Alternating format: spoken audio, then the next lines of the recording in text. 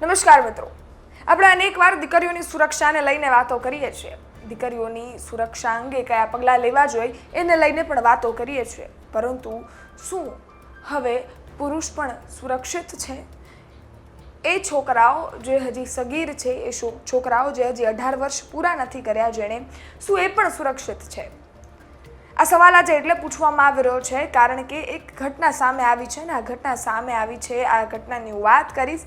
તમને સાંભળતા સવાલ થશે કે મહિલાઓની સુરક્ષાની વાતો કરીએ એ જ મહિલા આ રીતના કાર્ય પણ કરી શકે? હવસની ભૂખ આ અંત સુધી લઈ જઈ શકે? શું આ ઘટના છે? શું કામ હું પુરુષના સુરક્ષાની વાતો કરી રહી છું? આ બધાની વિગતે વાત કરીશું આજની ક્રાઇમ સ્ટોરીમાં. એ પહેલા આપ ગુજરાત તકનો ક્રાઇમનો કાર્યક્રમ જોઈ રહ્યા છો. આપની સાથે હું જ્યોતિકા.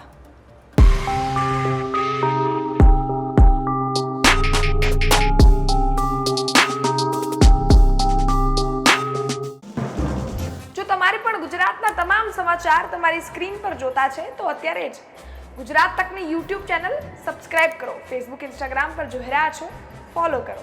એક યુવતી એ છોકરાને ગિફ્ટ આપે, એને મળવા બોલાવે, સોશિયલ મીડિયા પર વાતોચીતો થાય. આ બધી વસ્તુઓથી એક હદ સુધી પહોંચી જાય અને શારીરિક સંબંધો સુધી પહોંચવા માટે ફોર્સ કરવામાં આવે. તમે સાંભળીને પણ ચોંકી ગયા હશો. જી હા, આપણે અનેકવાર મહિલા સુરક્ષાને લઈને વાતો કરીએ છીએ, પરંતુ આજે દીકરાઓની સુરક્ષાને લઈને વાતો કરવી પણ ખૂબ જરૂરી બની ગઈ છે. આજના જમાનામાં હવસ સંતોષવા માટે કોઈ પણ હદ સુધી કોઈ પણ લોકો જઈ શકે છે, પછી એ પુરુષ હોય કે પછી એ સ્ત્રી હોય. આપણે અનેકવાર એવી વાતો કરીએ છીએ કે પુરુષ આવા, પુરુષ તેવા, પરંતુ એવા બાળકો, એવા દીકરાઓ જે હજી 18 વર્ષ પૂરા નથી કર્યા, એ લોકો જો આવા સંકલનમાં ચડી જશે તો પછી એ શું શીખ લેશે એ પણ સવાલ થાય. ઘટના એવી છે કે એક યુવતી છે, એ છોકરા છે, એને મળે છે.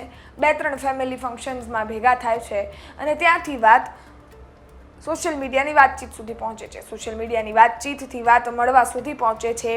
એ યુવતી છે એ છોકરાને છે કપડાં ગિફ્ટ કરે છે, ફોન ગિફ્ટ કરે છે. આ બધી વસ્તુઓ ગિફ્ટ કરતાં ટાઈમ ધીરે ધીરે જતો જાય છે. ધીરે ધીરે હરરોજ સોશિયલ મીડિયાના ઇન્સ્ટાગ્રામ પર ચેટિંગ ચાલુ થઈ જાય છે. ચેટિંગ ચાલુ થાય છે. વાત નોર્મલ વાતથી એક હદ સુધી પહોંચી જાય છે. યુવતી અલગ અલગ હોટલોમાં બોલાવે છે. એ બાળક સાથે શારીરિક સંબંધ બાંધે છે. બાળકને ખબર પડે છે કે મારો ઉપયોગ થાય છે, મારું શોષણ થઈ રહ્યું છે, એટલે એની સાથે વાતચીત ઓછી કરે છે, મળવાનું ઓછું કરે છે. પરંતુ એ જે સગીર છે એનો જન્મદિવસ આવે છે અને જન્મદિવસ સ્વરૂપે જન્મદિવસના દિવસે એ યુવતી છે એણે એ બાળક સાથે, એ સગીર સાથે ઇન્સ્ટાગ્રામ પર સ્ટોરી મૂકી, એના ફોટાની એક રીલ પોસ્ટ કરી. અને એ રીલ એટલી બધી વાયરલ થઈ ગઈ કે જે સગીર છે એના પરિવારજનો સુધી પહોંચી ગઈ અને આખું ષડયંત્ર છે એ ખુલ્લું પડી ગયું.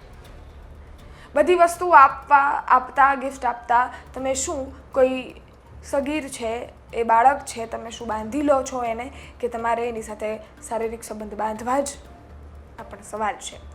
ફોર્સ કરવામાં આવ્યો, એની ઉપર દબાણ કરવામાં આવ્યું અને કદાચ ઘણીવાર એની ઉપર શારીરિક સંબંધો પણ બાંધવામાં આવ્યા છે. શારીરિક અડપલા પણ એ બાળક સાથે કરવામાં આવ્યા છે. બાળક ઉપયોગ શબ્દ એટલે કરી રહી છું કારણ કે 18 વર્ષનો પણ નહોતો, એ સગીર છોકરો હતો અને એની સાથે આ ઘટના બની છે. આ સમગ્ર બાબત જ્યારે પરિવારને ખબર પડે છે ત્યારે માતા પિતા છે એ પોલીસ સ્ટેશનના દાદરા ચડે છે. પોલીસ સ્ટેશન સુધી જાય છે, ફરિયાદ લખાવે છે અને એ ફરિયાદ અંગે પોલીસે તપાસ ચાલુ કરી છે. પોલીસે તપાસ તો ચાલુ કરી જ છે, સાથે આ ઘટના અંગે માહિતી પણ આપી રહ્યા છે. શું કહી રહ્યા છે ડીવાયએસપી, સાંભળીએ. ઓકે, બાવલુમાં શું ફરિયાદ નોંધાઈ છે અને શું આગળ તપાસ? બાવલુ પોલીસ સ્ટેશનની અંદર એક ફરિયાદ દાખલ કરવામાં આવી છે, જેમાં આરોપી એક 23 વર્ષની યુવતી છે અને ફરિયાદી એ એક સગીર બાળક, પુરુષ બાળક છે.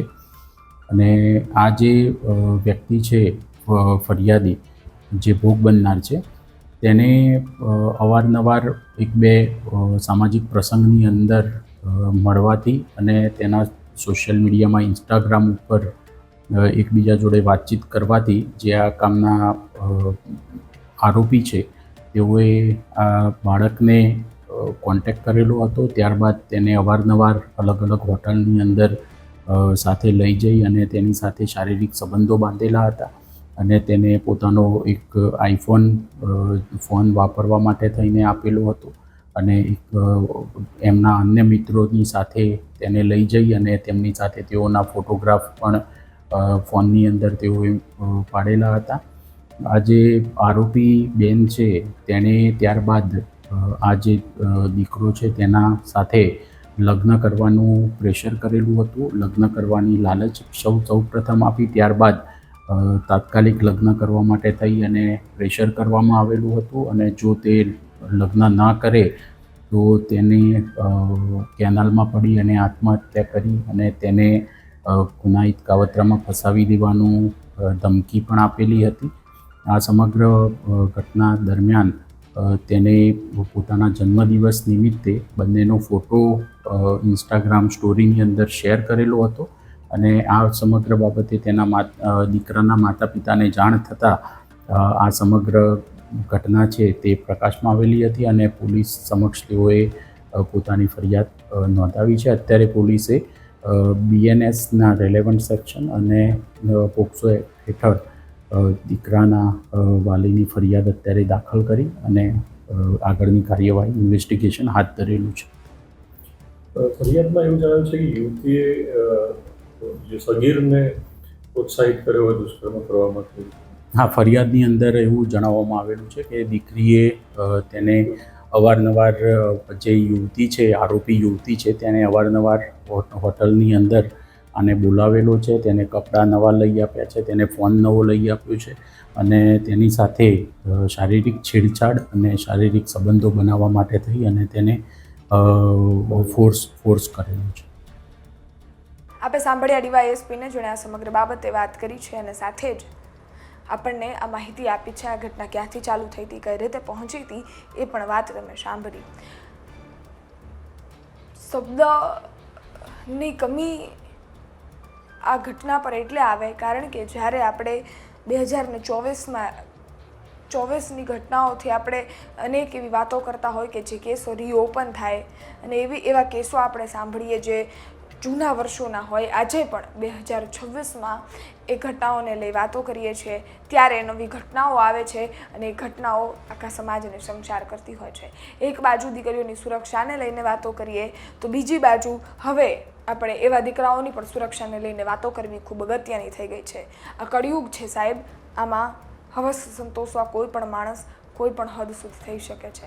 આ સમગ્ર બાબતે હજી પણ એ આરોપી છે એની ધરપકડ નથી થઈ અને તપાસનો ધમધમાટ ચાલુ છે. આ સમગ્ર ઘટના અંગે શું અપડેટ આવે છે એ તમને ચોક્કસથી જણાવશું. પરંતુ હા, એવા દીકરાઓ, એવી દીકરીઓ જે 18 વર્ષ નથી પત્યા એ સોશિયલ મીડિયા વાપરવામાં ખૂબ ધ્યાન રાખો. ખૂબ ચોંકાવનારા ઘટનાઓ સામે આવે છે. ખૂબ શાંતિથી, ખૂબ ધ્યાનથી માતા પિતાની હાજરીમાં પણ તમે વાપરી શકો છો. તમે સોશિયલ મીડિયાનો સદુપયોગ કરી શકો છો. એક ઘટના તમારા જીવનમાં અનેક વસ્તુઓ છે એ ઉપર નીચે કરી નાખે છે. એમાં માતા પિતાઓને પણ આવા છોકરાઓ છે જે હજી 18 વર્ષના નથી થયા, જે હજી પુખ્ત નથી થયા, એમની ઉપર ધ્યાન રાખવું જોઈએ. શું માનવું છે તમારું? કોમેન્ટ ચોક્કસથી કરજો. ફરી મળીશું આવતીકાલે 9 વાગે નવા ક્રાઇમ શોમાં નવી ક્રાઇમ ઘટના સાથે. ત્યાં સુધી રજા આપો, પણ હા, સુજાગ રહેજો, સુરક્ષિત રહેજો. ધન્યવાદ.